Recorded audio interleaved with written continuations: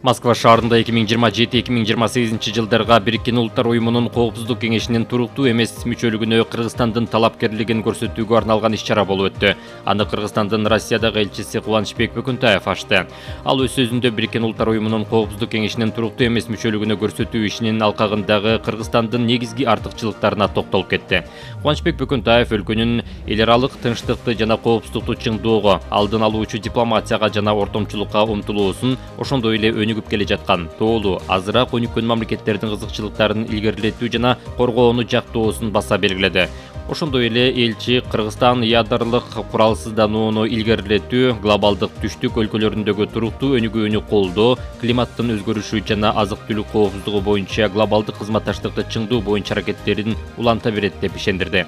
Иш-чара Россия Федерациясында аккредиттелген 50 мамлекеттин дипломатиялык өкүлчүлүктөрүнүн башчылары жана жетекчилеринин орун басарлары катышты. Кабыл алууда коноктор улуттук тамак-аштардан даам татып, Кыргызстандын инвестициялык жана туристтик потенциалы тууралуу видео материалдар менен таанышып, кыргыз фольклордук композицияларынын жаңырышына күбө болушту.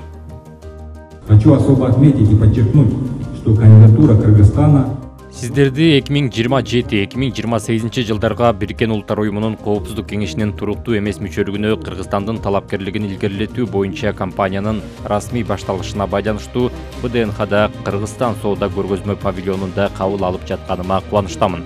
Сөзүмдүн башында мен туруктуу өнүгүү жолу менен ишенимдүү бара жаткан жана ийгиликтерге жетишкен өз мекеним тууралуу айтып бергим келет.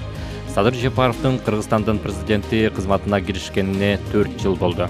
Бул убакыт аралыгында экономикада масштабтуу кайра куруулар жана реформалар улантылып, коррупцияга каршы күрөш жүрүп, стратегиялык баалуулуктар мамлекеттин менчигине кайтарылып, тышкы саясий байланыштар жанданууда, чек ара маселелери чечилүүдө. Мына ушул өзгөрүүлөрдүн бардыгы кыргызстандыктардын жашоо деңгээлин жана жыргалчылыгын жогорулатууга шарт түздү. Дүйнөлүк кыйын кырдаалга карабастан өлкөнүн экономикасы ишенимдүү темп менен өнүгүп, прогрессивдүү экономикалык өсүш байкалууда. 2022-2024 жылдары экономиканын орточо өсүшү 7%дан ашык деңгээлде болгон. Ал эми 2025 жылдын 4 айында 11%дык өсүш белгиленген. Кыргызстандын өнөр чайынын өсүшү Евразия экономикалык биримдигине кирген өлкөлөрдүн ичинен эң жогорку көрсөткүчкө ээ. Соңку 4 жылда өлкөнүн мамлекеттик бюджети 3 эсе, салыктын түшүүсү 4 эсе өстү. Бириккен Улуттар уюмунун эң маанилүү органына эч качан шайлана элек өлкө катары 2026 жылдын июнь айында боло турган шайлоодо сиздерден Кыргызстанга колдоо көрсөтүүңүздөрдү суранабыз. Кыргызстандын талапкерлиги Борбордук Азия чөлкөмүндөгү бардык өлкөлөр тарабынан жактырылганын өзгөчө баса белгилеп кетким келет. Эгерде шайланса, Кыргызстан Бириккен Улуттар уюмунун Коопсуздук кеңешинин ишинин натыйжалуулугун жана ачыктыгын жогорулатууну, ошондой эле тең салмактуу аймактык өкүлчүлүктү камсыз кылуу үчүн анын курамын кеңейтүүнү жактайт.